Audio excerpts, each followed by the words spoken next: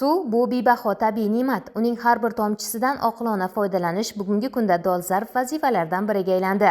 Zero global miqyosda suv zaxiralarining kamayib borayotgani uni asrab-avaylashga bo'lgan mas'uliyatni yanada oshirmoqda.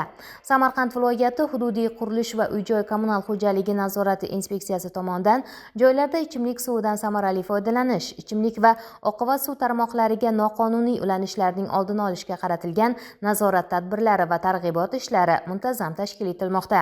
Ana shunday targ'ibot uchrashuvi Muhammad al-Xorazmiy nomidagi Toshkent axborot texnologiyalari universiteti Samarqand filialida o'tkazildi. Uchrashuv davomida talaba yoshlarga suvning inson hayotidagi o'rni, uning muqobili yo'q ekani, shuningdek bugungi kunda suv resurslarini tejash va muhofaza qilishning ahamiyati haqida atroflicha ma'lumotlar berildi.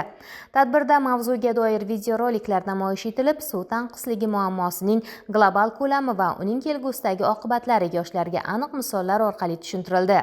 Shuningdek, ishtirokchilar tomonidan berilgan savollarga soha mutaxassislari batafsil javoblar qaytarishdi. Ushbu targ'ibotda bizga suvdan oqilona foydalanish haqida to'g'ri tushunchalar berib o'tildi.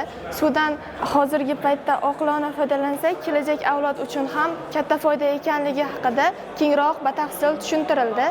Bundan tashqari bizga turli videoroliklar taqdim etildi. Ushbu videorolikda suvdan oqilona foydalanishimiz, boshqa davlatlarda suv tanqisligi juda ko'p bo'layotganligi, bizda esa bunday muammolar hozircha deyarli ko'p uchramayotganliklari haqida batafsil tushuntirildi. Bugungi kunda suvdan oqilona foydalanadigan bo'lsak, kelajak avlod ham suvdan oqilona foydalangan holda kelajakka ham suv resurslarini yetkazib berishimiz kerak.